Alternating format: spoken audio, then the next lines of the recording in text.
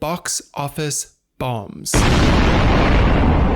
They've been around since the silent era of cinema, but it wasn't until 1963's Cleopatra that the box office bomb became a spectacle. The film is notorious for being one of cinema's greatest bombs, but the real story is a little more complicated than that. The production of this movie was difficult, to say the least. Filming stretched on for 2 years as they changed directors, stopped and started filming multiple times, and even had multiple illnesses of serious injury and death amongst crew members. The film was a spectacle before it even came out, made worse by the rumors that the stars Elizabeth Taylor and Richard Burton were having an affair on set. This all meant that public interest in the film was huge by the time it came out, and the New York Times even reported that 10,000 people showed up to the premiere just to get a look at it. The film cost $31 million to make in 1963, which in today's money is $321 million. All of that being said though, the film was a hit. It was the highest grossing film of 1963, and while it took a while to become profitable, it did eventually get there. Throughout the 80s and 90s, as budgets for films increased, it became more and more common for films to lose hundreds of millions of dollars at the box office. The most famous example from this period is definitely the film Cutthroat Island,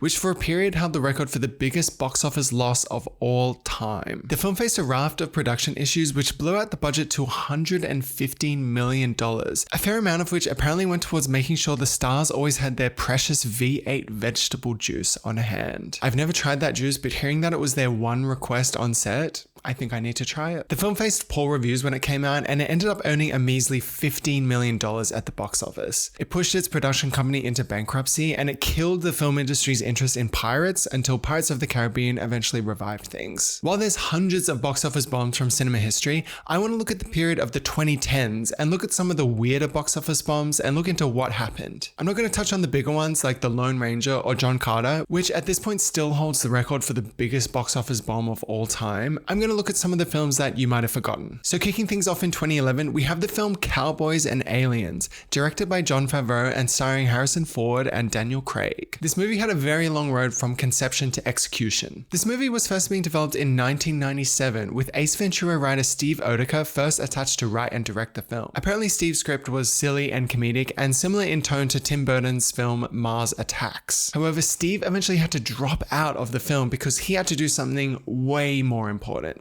He had to direct The Nutty Professor 2, The Clumps, and I think he made the right decision. The film then sat in development hell for years until Robert Downey Jr. became interested. He told director Jon Favreau about it on the set of Iron Man 2, and although Downey eventually left to do Sherlock Holmes, Favreau stayed attached to the project and found Daniel Craig as a replacement for Robert Downey. For the James Bond heads out there, Daniel Craig made this movie between Quantum of Solace in 2008 and Skyfall in 2012. At the time, the company that produces James Bond, MGM, was facing severe financial issues and almost went into bankruptcy. This delayed the production of Skyfall, which freed up Daniel Craig to do other films in this period, and he got busy. In 2011 alone, he was in Cowboys and Aliens, Dream House, The Adventures of Tintin, and The Girl with the Dragon Tattoo. Basically what I'm saying is Daniel Craig in 2011 was like Pedro Pascal in 2025. You couldn't see a movie without him in it if you tried. This version of the film had changed a lot since its 1997 version, mainly because 11 different writers had worked on it in the meantime,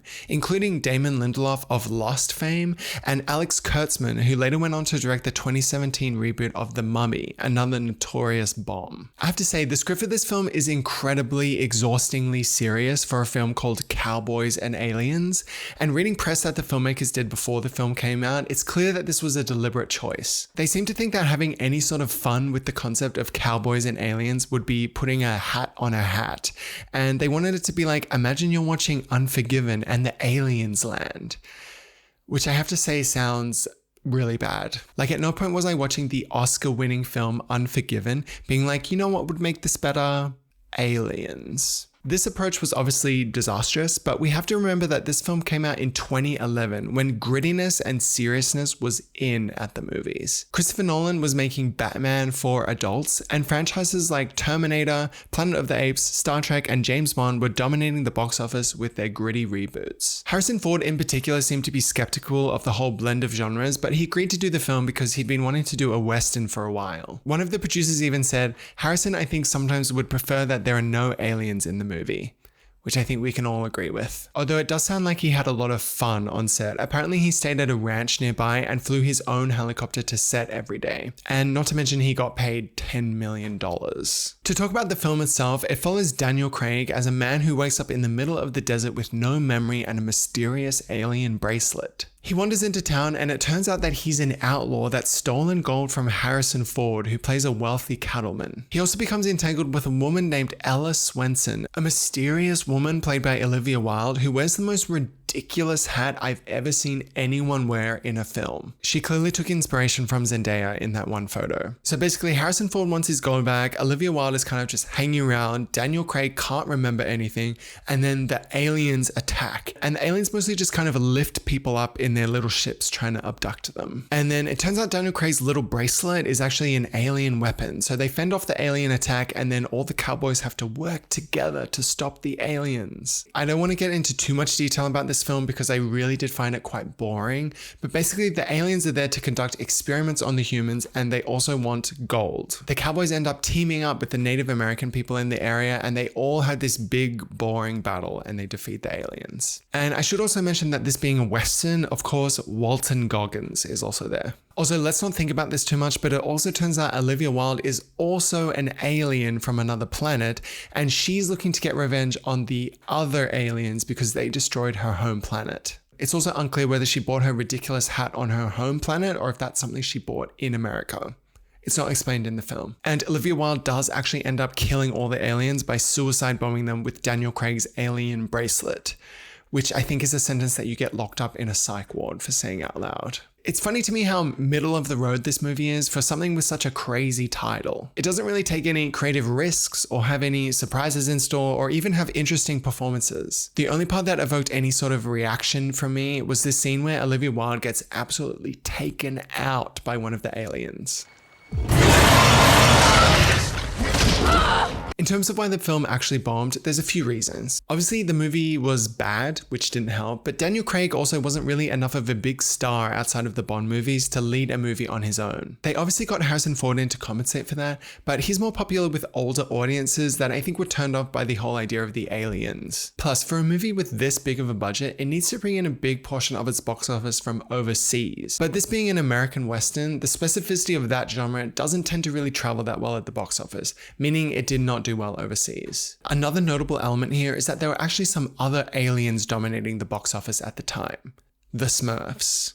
I don't know if Smurfs are aliens, but I don't really know what else to call them. They're like little blue creatures. If you know what a Smurf is, please let me know in the comments. I genuinely want to know, and I'm not going to Google it. So these two movies came out on the same day. It was kind of like Barbenheimer, but it was like Smurf Boys and Aliens. Cowboys and Aliens did finish first at the box office, but it only beat the Smurfs by $800,000, which is not a lot. Smurfs was also much cheaper to make and ended up making $500 million at the box office, which is obviously a much better result. Cowboys and Aliens, on the other hand, cost $163 million to make, and it only ended up earning $174 million at the box office, which when you take into account marketing costs, mean the film lost between $63 and $75 million at the box office, which is obviously a very bad result. They got smurfed. Now let's go to 2012 and talk about another box office bomb, Battleship. Now, I don't know if kids these days still play Battleship, but I absolutely loved it as a kid. I even remember when I got the electronic version of the game and I blew all the other kids away at school.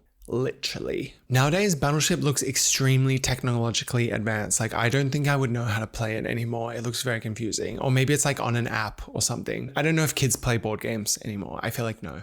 They play the iPad. Battleship the movie came out as a push by Hasbro's new CEO to make more of their properties into films after they'd had success with Transformers and G.I. Joe. Director Peter Berg already had an idea to make an expensive naval blockbuster film, and when he heard about Hasbro's plan to turn Battleship into a film, he had the idea to link his film to the board game. Apparently the filmmakers even met with gaming psychologists who explained the hook of the game. You have a blind reveal that leads to lethal violence, said director Peter Berg.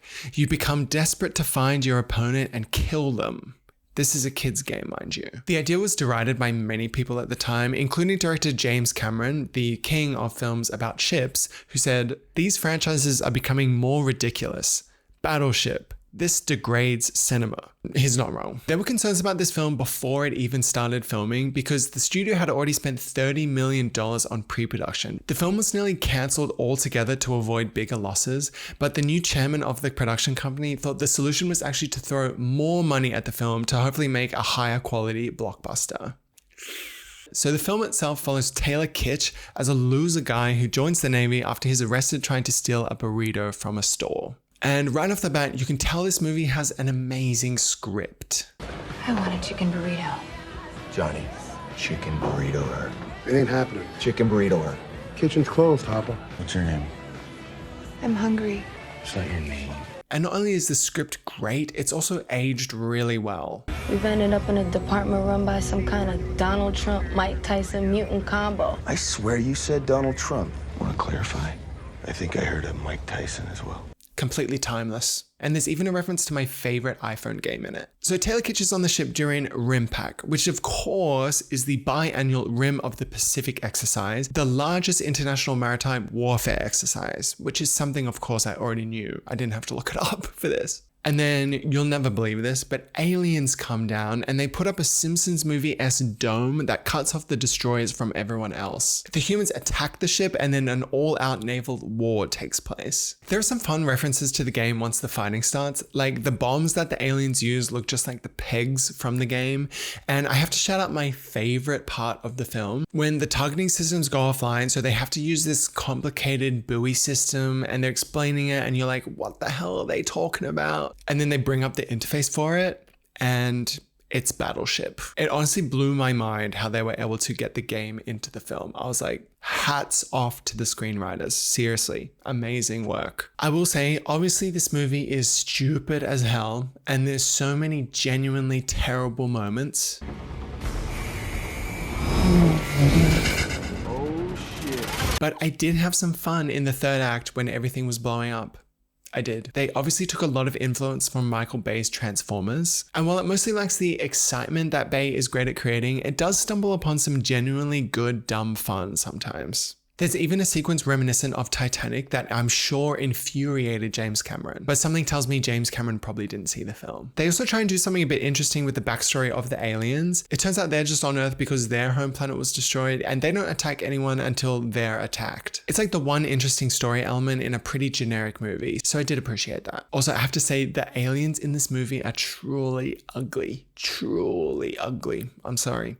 I know they lost their homes, but they need to shave or something. I don't know, but they're ugly. This movie also randomly has a pretty good supporting cast. We have Jesse Plemons, Liam Neeson, Oscar winner Rami Malek in one scene, and Alexander Skarsgård, whose character's name, by the way, is Stone Hopper.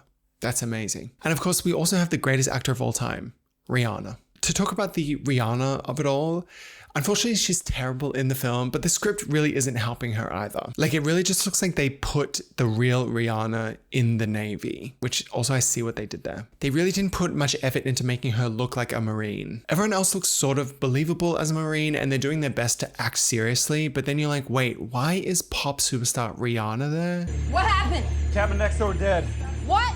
And you know what, to link everything back around, obviously she learned her lesson from being in a box office bomb by then choosing to appear in The Smurfs. That's a smart woman. Hit it, Papa. The ending of this movie is truly, truly stupid. After all the fleet of ships gets blown up, they have no choice but to go into battle with a decommissioned warship. And of course, the ship is crewed by all the old-timer retired veterans. It really becomes like the best exotic marigold battleship, and all the old-timers defeat the aliens. Yay, old people. Thank you, old people. And thank God in the final wrap-up of the film, there's even a callback to my favorite part of the movie. Now, if you'll excuse me, I'm late for lunch. I think I'll have a chicken burrito. From what I've read about the production of Battleship, it seems like the production went fine and they made the film that they set out to make. The director even got an unprompted phone call from Kevin Costner so he could impart the wisdom he learned from shooting Waterworld, another film that's set mostly on the water, obviously. It seems that audiences simply just did not want to see the movie. It got bad reviews and audiences could smell the cash grab of making a movie based on a board game. Also, it turns out they even made a video game of the film that's like a first-person shooter. In case anyone wants to play a video game based on a movie based on a board game. The studio also seemed to underestimate just how much of a cultural phenomenon that the Avengers would be. On the weekend that Battleship came out, the Avengers had been out for 3 weeks and it still smashed Battleship at the box office. The main problem with this movie too is that it was just too expensive to make. It's notoriously expensive to film things on the water, and the filmmakers tried to use real ships where possible, which meant that the production budget ended up being $200 million.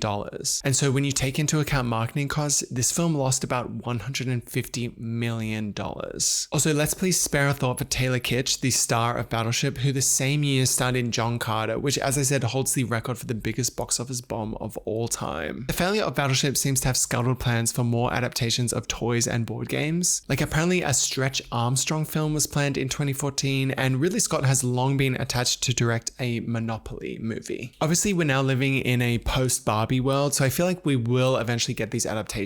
Mattel alone has plans for adaptations of Polly Pocket, Hot Wheels, Matchbox Cars, Rock'em Sock'em Robots, The Magic 8 Ball, and even Uno. God help us. Now let's jump to 2016 and look at The Great Wall, notable for being the first genuine co-production between American and Chinese studios. Hollywood's history in China dates back to 1994, when the Harrison Ford and Tommy Lee Jones classic The Fugitive became the first American new release film to be shown in the country in 40 years. People reportedly went to see the film multiple times, and scalpers even sold tickets outside of the cinema for double the price. The Fugitive opened the door for more Hollywood films to be shown in China, but it wasn't until the 2010s that the relationship really blossomed. The Chinese government has restrictions on the type of content that's allowed to be shown in films that are released in their country. So American filmmakers started to make creative choices to either ensure that the film could be shown in China or specifically cater to Chinese audiences. The 2012 remake of the film Red Dawn changed the identity of the forces invading America from Chinese to North Korean. Doctor Strange changed the identity of a Tibetan comic book character to Tilda Swinton. And Iron Man 3 even included extra scenes showing Chinese surgeons saving Iron Man's life. If things were done right, American films could make a lot of money in China, and it was around this time that the idea of co-productions came about. The idea wasn't just to release an American film in China, but it was for American and Chinese studios to team up and actually make the film together. And the idea potentially had big benefits for American studios. Usually, if an American film is released in China, the studio only gets to keep 25% of the box office income. If it was a US-China co-production, the studio could keep 43% of the revenue. But there were stipulations. To classify as a genuine co-production, the film had to contain considerable Chinese elements,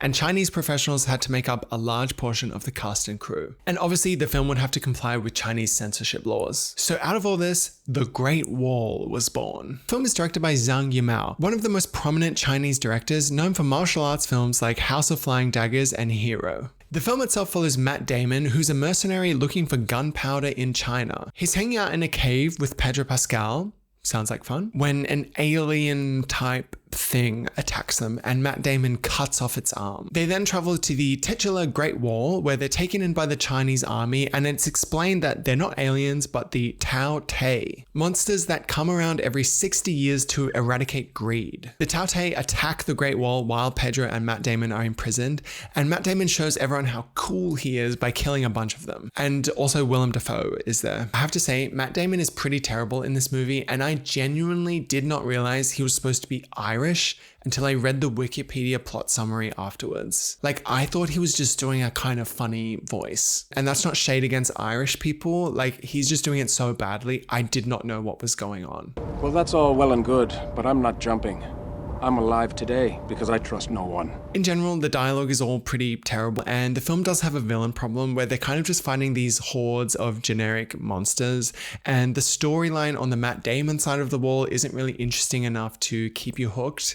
So it all just feels very flat and boring. Some of the action scenes do have some pretty cool moments in it though, like when they attach these giant scissors to the wall to cut up the monsters as they're coming up, which is certainly very cool, but I don't think it's historically accurate. There's also this troop of female soldiers who all wear blue and jump off these diving board things, which I also think is really cool, until one of them gets absolutely torn apart by one of the monsters. Like, it's nightmarish.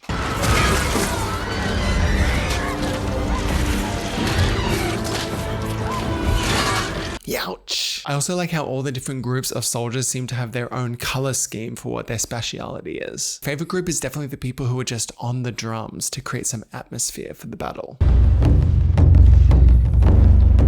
I feel like if I was conscripted, that would definitely be the role that I would ask for. They'd be like, did you want to risk your life in battle or do you want to do the drums? I'd be like, yeah, I think I'll go for the drums. But anyway, they eventually capture one of the Tao Te and they find out that it can actually be controlled with magnets, which is like, what the hell, sure. And they take the Tao Te to the emperor. It briefly breaks free of the magnet control and signals its position to the Queen Tao Te. So they all invade the capital, and then Matt Damon and his friends take these crude hot air balloons to the capital and they defeat the Tao Te using the power of magnets and gunpowder. And now that the Americans/Irish have teamed up with the Chinese to defeat the Tao Te, we get the message of the film. Perhaps we were both wrong. We are more similar than I thought. So it does sound like the production of this film was a bit troubled. They shot the film in China, not on the actual Great Wall, unfortunately, but they shot it south of Beijing, and they reportedly had 100 interpreters on set to help the American and Chinese crew members communicate. Matt Damon also said the director was trying to dumb down the film for American audiences. The filmmakers and studio executives had very high hopes for this film. They basically hoped it would usher in a new era of US-China co-productions and make everyone a lot of money. And spoiler alert, it did not happen. The film faced controversy before it even opened, with a perceived white savior narrative in the trailers. They kind of made it seem like the film was maybe one where a white guy goes to China and teaches them all how to fight, which is obviously not great. And when the film eventually came out, it received very negative reviews. US audiences also started to question how far their stars and filmmakers were going to appeal to Chinese audiences. There were even some high-profile incidents, like when John Cena was forced to do this iconic apology for accidentally calling Taiwan a country. 然后中国就是叫西呢，我爱更尊重中国更中国人，我很抱歉对我的错误。 Angelina Jolie was forced to apologize for a similar incident, and there was also outrage when the cursed Freddie Mercury biopic Bohemian Rhapsody was heavily edited to remove any mentions of Freddie's queerness so it could open in China. There's also a lot in the film about how awesome China is, which I think just rubbed American audiences the wrong way. Look at this army. Have you ever seen anything like this? Incredible.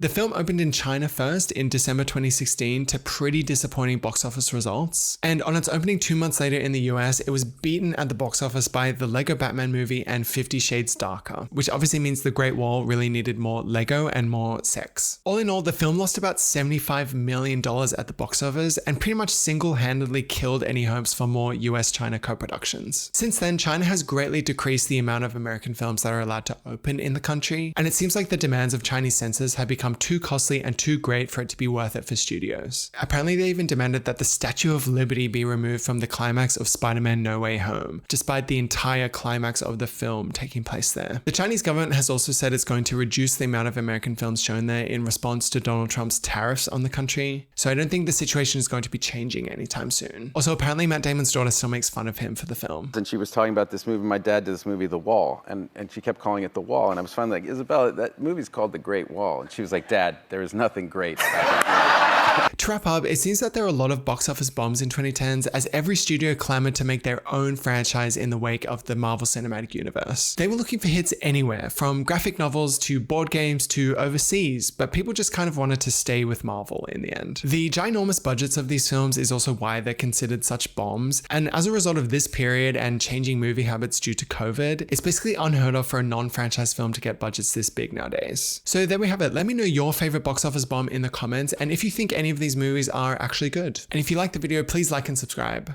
Bye!